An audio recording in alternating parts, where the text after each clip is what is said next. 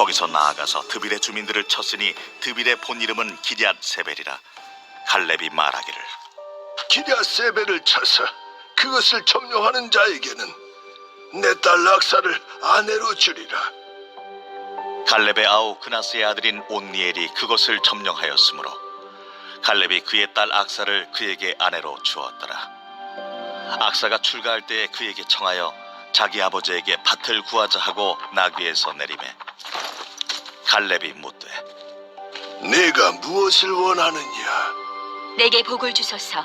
아버지께서 나를 남방으로 보내시니 샘물도 내게 주소서. 하매 갈렙이 윗샘과 아랫샘을 그에게 주었더라. 모세 장인은 겐 사람이라 그의 자손이 유다 자손과 함께 종려나무 성읍에서 올라가서 아란 남방의 유다 황무지에 이르러 그 백성 중에 거주하니라. 유다가 그의 형제 시므온과 함께 가서 스밧에 거주하는 가나안 족속을 쳐서 그곳을 진멸하였으므로 그 성읍의 이름을 호르마라 하니라.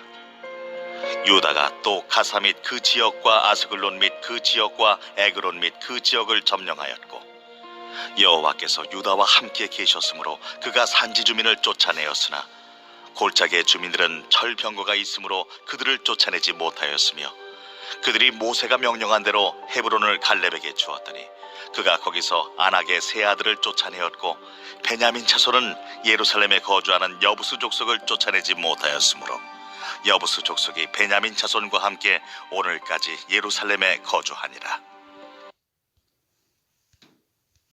나폴레옹, 아인슈타인, 세종대왕, 이순신 등 역사상 많은 영웅들과 위인들이 있습니다. 그런데 우리가 위인으로 존경하는 이런 이들도 그들이 이룬 업적이나 특히 개인적인 삶을 좀 더 면밀히 살펴보면 거기에는 명과 안이 있음을 발견하게 됩니다. 예를 들어서 모나리자라는 유명한 그림을 그렸고 유럽의 르네상스 시대를 열었으며 최초의 비행기를 설계했던 천재 화가이자 설계가였던 이 다빈치는 평생을 동성애자로 살았습니다. 그는 동성애를 즐기다가 그 당시 종교법에 위배되어서 감옥에도 들어갔었죠. 훗날 죽을 때도 자신의 모든 재산을 자기가 즐겼던 마지막 동성애자에게 물려주었답니다. 인류 최고의 천재로 불리는 이 아인슈타인은 상대성 원리를 발견하여서 원자력 시대를 열었던 과학자입니다. 하지만 그는 바람둥이였습니다. 사촌인 엘자라는 여인과 바람이 나서 헌신적인 아내였던 밀레바라는 여인을 버렸고 또 두 아이도 버렸습니다. 그렇게 사촌인 엘자와 결혼한 이후에도 수시로 젊은 여자들과 바람을 피다가 결국 그 엘자라는 여인도 참을 수 없어서 그와 이혼을 하게 되었습니다. 우리가 잘 알고 있는 종교개혁을 일으켰던 마틴 루터, 유럽의 정신세계와 문화뿐만이 아니라 심지어 이 지도까지도 바뀌는 일이 이 종교개혁 때문에 일어났었죠. 그는 이 큰 일을 이루었지만 그는 개인적으로 조울증을 앓고 있는 그런 환자였습니다. 이외에도 많은 이들의 존경을 받는 링컨, 이순신, 세종대왕 이런 분들도 역사적인 자료가 발굴됨에 따라서 그들의 위대한 업적 뒤에 감춰져 있는 그런 인간적인 약점들이 드러나게 됩니다. 한 개인의 역사뿐만이 아니라 공동체도 마찬가지죠. 명과 암이 동시에 존재하죠. 그래서 어느 나라든지 간에 다양한 이유로 정권이 계속 바뀌는 것입니다. 완전한 그런 정책을 펼치고 모두에게 그렇게 존중받는, 인정받는 그런 정당이 있을 수가 없는 것이에요. 다 명이 있고 암이 있습니다. 우리가 이스라엘의 가나안 땅 정복 스토리를 살펴보고 있는데요. 이스라엘의 가나안 땅 정복에도 명과 암이 동시에 존재합니다. 특히 지난주 수요일에는 유다 지파의 가나안 땅 정복 과정에서 밝은 면, 즉 긍정적인 면을 살펴보았었습니다. 이스라엘 백성들이 가나안 땅 정복을 주저하고 있을 때에 유다 지파가 선두에 서서 정복 전쟁을 치르게 되었고, 그 과정에서 유다 지파에 속한 이 갈렙이라는 인물이 큰 역할을 했다는 것을 우리는 보았죠. 이스라엘 가나안 땅 정복 전쟁에서 이 갈렙이라는 인물이 존재했다는 것 그 자체가 밝은 면, 긍정적인 면이었습니다. 갈렙은 오늘 본문 12절에 보시면 갈렙이 말하기를 기랴세벨을 쳐서 그것을 점령하는 자에게는 내 딸 악사를 아내로 주리라고 했습니다. 갈렙은 자신의 딸을 신부로 데려가는 조건으로 그 당시 신랑이 신부 집에 줬던 지참금이나 어떤 재물을 요구하지 않았습니다. 갈렙은 오직 가나안 땅 정복을 갈망하고 있는 사람이었습니다. 갈렙은 85세의 나이에도 불구하고 가나안 땅 정복을 향한 그런 열정이 있었던 사람이었고, 그 열정에 동참할 수 있는 사람을 자신의 사윗감으로 원했던 것입니다. 갈렙의 이러한 바람은 결국 이루어졌습니다. 13절에 보시면 갈렙의 아우 그나스의 아들인 온니엘이 그것을 점령하였으므로 갈렙이 그의 딸 악사를 그에게 아내로 주었더라. 갈렙은 하나님은 나의 능력이시다라는 뜻을 가지고 있는 이름, 이 온니엘을 사위로 얻게 되었습니다.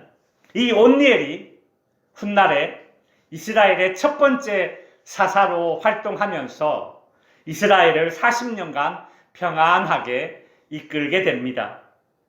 여호수아가 죽고 난 이후에 이스라엘의 상황은 걸출한 지도자의 부재라는 매우 부정적인 현실이었습니다.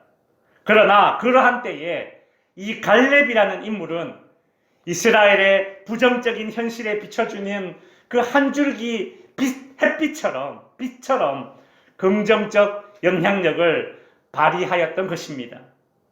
유다 지파 가나안 땅 정복 전쟁에 언급되고 있는 이 상황에서 오늘 본문에서 또 아주 흥미로운 에피소드가 소개되고 있습니다.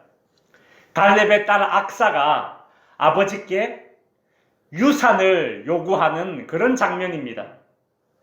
갈렙은 자신의 공약대로 기랴세벨을 점령한 온니엘에게 자신의 딸 악사를 아내로 주었고, 드디어 이 둘의 결혼이 이루어졌습니다. 이 당시에는 신랑이 신부 집에 와서 짧게는 일주일, 길게는 한 달 정도 지내면서 결혼식 잔치를 벌입니다. 그 이후에 신부를 데리고 자기 집으로 돌아가는 풍습이 있었습니다. 오늘 본문 14절에 보시면 악사가 출가할 때에 그에게 청하여 자기 아버지에게 밭을 구하자 하고 나귀에서 내림에 갈렙이 묻되 네가 무엇을 원하느냐 하니, 이제 신랑 되는 온니엘이 이제 갈렙의 집에 와서 일주일 혹은 한 달의 시간을 보내고 이제 자기 집으로 돌아갑니다. 아내 악사를 데리고 돌아가려고 하는 그 상황입니다. 그때 갈렙의 딸 이 악사가 자기 남편 온니엘에게 말하기를 자기 아버지에게 밭을 달라고 하자, 이렇게 얘기를 합니다. 이 장면은 얼핏 보면, 이렇게 문자적으로만 보면 이 출가한 딸이 아버지에게 유산을 받아내려는 모습처럼 보여집니다. 지금은 부모가 자녀에게 유산을 물려줄 때에 아들, 딸 차별 없이 물려주는 그런 시대입니다. 그런데 이 시대, 이 성경이 쓰여진 이 시대적 배경은 지금으로부터 약 3000년 전입니다. 그 시대에는 유산은 딸에게 물려주지 않고 아들에게만 물려주던 그런 시대였습니다. 그러한 때에 갈렙의 딸 악사는 아버지에게 당당하게 땅을 요구하는 것입니다. 이에 갈렙은 유다 지파가 분배받은 땅 중에서 저기 남쪽 지역에 있는 땅을 악사에게 물려줬습니다. 그런데 갈렙이 딸 악사에게 줬던 남쪽 지역 땅은 네게브라고 불리는 광야 지역입니다. 여러분, 광야에서 제일 필요한 것이 무엇이겠습니까? 물입니다. 물. 오늘 본문 15절에 보시면 악사는 아버지에게 이렇게 말합니다. 이르되 내게 복을 주소서. 아버지께서 나를 남방으로 보내시니 샘물도 내게 주소서 하매. 악사는 아버지에게 샘도 달라고 그렇게 요구한 것입니다. 여러분 알다시피 이 지역에서 물을 얻을 수 있는 샘이란 지금으로 치면 기름이 나오는 유전보다 더 귀한 것이었습니다. 그래서 이 샘 때문에 부족 간에 전쟁이 일어나기도 했습니다. 악사는 이미 땅을 받았고 나귀를 타고 출가할 정도로 부를 소유한 상태였습니다. 그러한 여인이 땅을 받고 샘까지 달라고 하는 모습은 더 많은 것을 가지려는 욕심으로 보여지기도 합니다.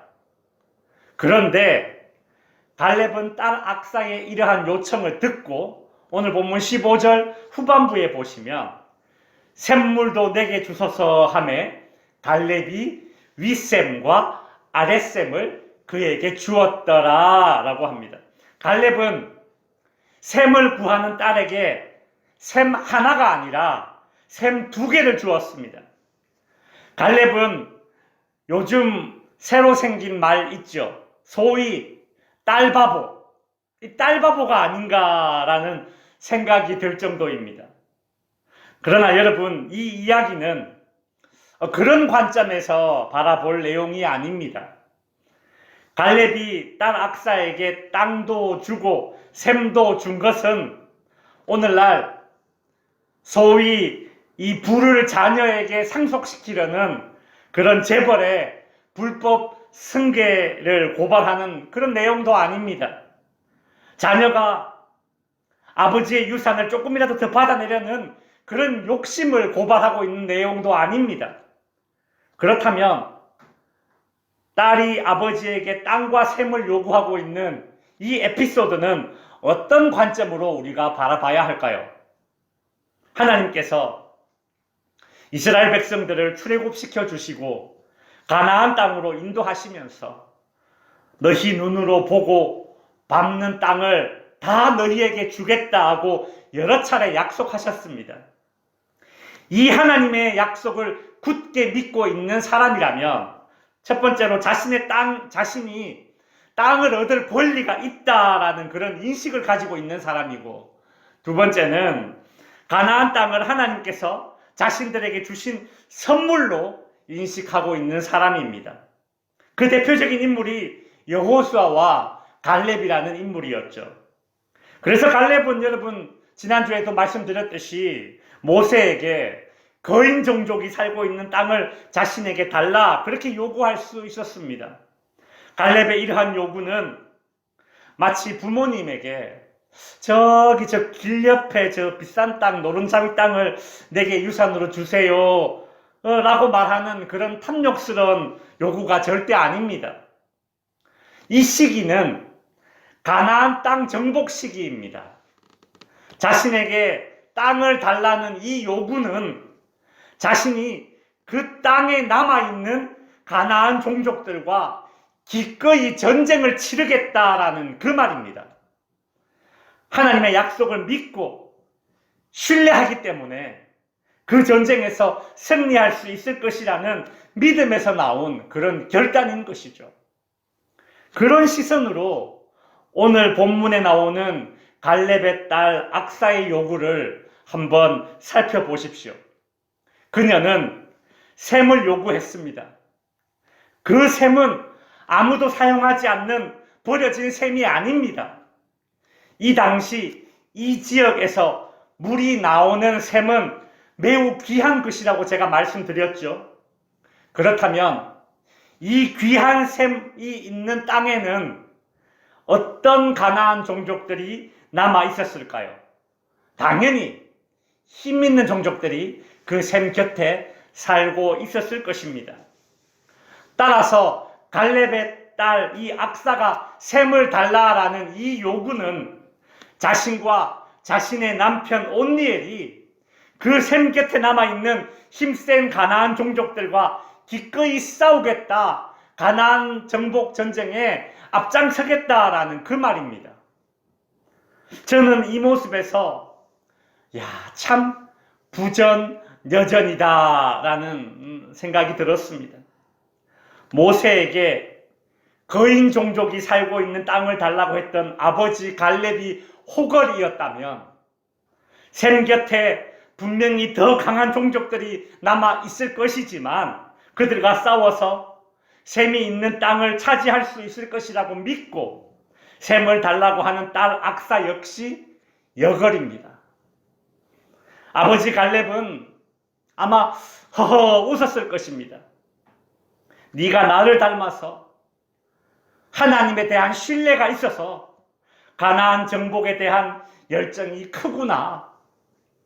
오냐 그래. 그렇다면 내가 너에게 셈 하나가 아니라 셈 2개를 줄 테니 네 남편 온니엘과 함께 한번 도전해 보거라. 그런 심정으로 윗셈과 아랫셈을 줬을 테죠.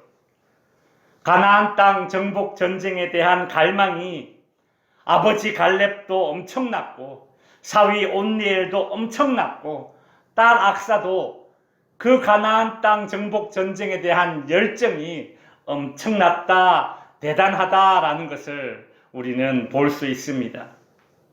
유다 지파 갈렙과 그의 사위 온니엘과 딸 악사에 대한 이 이야기는 이스라엘의 가나안 땅 정복 과정에서 볼 수 있는 밝은 면, 긍정적인 면이라고 할 수 있을 것입니다.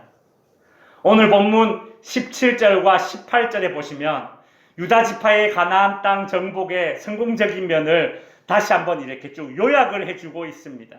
유다가 그의 형제 시므온과 함께 가서 스밧에 거주하는 가나안 족속을 쳐서 그곳을 진멸하였으므로 그 성읍의 이름을 호르마라 하니, 유다 지파가 스밧에서 가나안 종족들과 싸워서 이긴 후에 그 지역을 호르마라고 불렀다고 합니다. 여기서 호르마란 완전히 파괴했다라는 뜻이 담겨져 있습니다. 그러니까 유다 지파가 이 전투에서 대승을 거두었다라는 얘기죠.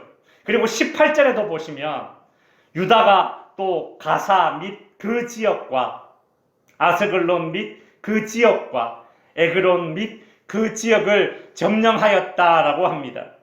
여기서 유다 지파가 점령한 그 지명들이 소개되고 있습니다. 가사, 아스글론, 에그론이라는 지명들입니다. 이 지명들은 하나같이 가나안 땅 이 남부 지역에서 전략적인 요충지이자 중요한 도성들입니다. 우리나라로 치자면 인천, 수원, 천안, 대전, 광주, 전주, 대구, 경주, 부산, 목포 같은 그런 거점이 되는 그런 도시들이라고 말할 수 있습니다.